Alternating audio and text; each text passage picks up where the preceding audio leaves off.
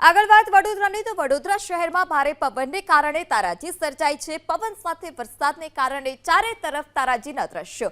અલગ અલગ વિસ્તારમાં સૌથી વધારે વૃક્ષો ધરાશાયી થયા તો 40થી વધારે વાહનોને નુકસાન પહોંચ્યું છે। આ વાવાઝોડા અને વરસાદને કારણે ઠેક ઠેકાણે વીજળીના થાંભલા, ડીપી અને ટ્રાન્સફોર્મરને પણ ભારે નુકસાન પહોંચ્યું, જેને કારણે અનેક ગામોમાં અંધારપટની સ્થિતિ ઊભી થઈ છે। જો કે હાલ એમજીવીસીએલની ટીમો વીજ પુરવઠો પૂર્વવત કરવા માટે કામે લાગી છે। વડોદરા શહેર અને જિલ્લામાં જોરદાર પવન સાથે વરસાદ વરસતા 3 લોકોના મોત નીપજ્યા છે।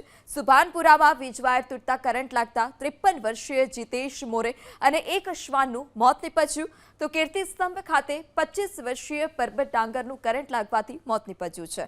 આ તરફ સોમાતળાવ દર્શનમ કોમ્પ્લેક્સ પાસે રિક્ષા પર હોર્ડિંગ પડતા 53 વર્ષીય ગિરીશ ચોરે નામના યુવકનું મોત નીપજ્યું। અન્ય વિસ્તારોમાં વૃક્ષ ધરાશાયી થતા 7 લોકોને ઈજા પહોંચી છે। ગઈકાલે વડોદરા શહેર અને જિલ્લામાં જે મિની વાવાઝોડું આવ્યું અને તેને લઈને અનેક જગ્યાએ હોર્ડિંગ્સ પડ્યા, ઝાડ પડ્યા, વીજ થાંભલા પડ્યા। અત્યારે આપણે હાલોલ ટોલ નાકા પાસે છે, નેશનલ હાઈવે 48 આપ જોઈ શકો છો। અને અહીંયા હાઈવે ઉપર જે ટ્રાન્સપોર્ટની અનેક ઓફિસો આવેલી છે એ જગ્યાએ ખૂબ જ મોટો શેડ હતો, આપ જોઈ શકો છો। શેડ 100 ફૂટ બાય 100 ફૂટ અંદાજિત હોઈ શકે એટલો મોટો આ શેડ છે, ધરાશયી થયો હતો। સદનસીબે કોઈ ઈજા થઈ હોવાની અહીંયા કે કોઈ કેજ્યુઅલ્ટીની વાત સામે નથી, પરંતુ આપ જોઈ શકો છો ક્યાં સુધી નજર નાખો ત્યાં સુધી જે મહાકાય હોર્ડિંગ્સ હતું તે ધરાશયી થયું છે। અને તેને લઈને અહીંયા જે ખાનગી ટ્રાન્સપોર્ટર છે તમામ લોકોએ કામગીરી તો હાથ ધરી છે, શેડ હટાવી રહ્યા છે। વડોદરા શહેરની વાત કરીએ તો નહીં ફક્ત હાઈવે ઉપર હાલોલ ટોલ નાકા પાસે, પરંતુ અનેક જગ્યાએ આ પ્રકારના મહાકાય હોર્ડિંગ્સ ધરાશાયી થયા છે, અનેક ઝાડ પડ્યા છે। આજવા રોડ, વાઘોડિયા રોડ, હરણી, નિઝામપુરા, ગોરવા, મક્કરપુરા, માંજલપુર સહિત અનેક વિસ્તારમાં આ પ્રકારના નાના મોટા જે હોર્ડિંગ્સ છે તે ધરાશાયી થયા છે।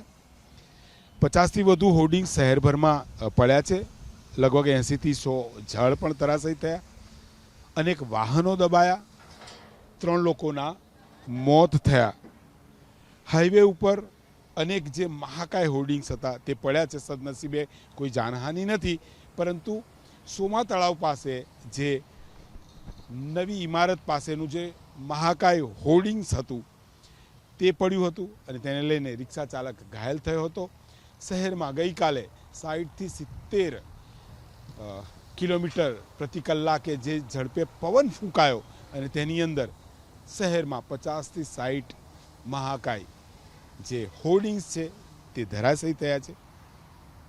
વીજ થાંભલા પડ્યા, કરંટ લાગતા 2ના મોત તો હોર્ડિંગ્સ પડતા 1નું મોત, 3ના મોત, અનેક લોકો ઘાયલ થયા છે। આજે પણ હવામાન વિભાગની શક્યતા છે કે આજે પણ 60થી 70 પ્રતિ કલાક ઝડપે પવન ફૂંકાવાની શક્યતા છે, ત્યારે શહેરીજનોએ અહીંયા સાવધ રહેવું જરૂરી બને છે। કેમેરામેન પરેશ ધોળકા સાથે લોરેન્સ પરમાર, એબીપી અસ્મિતા, વડોદરા।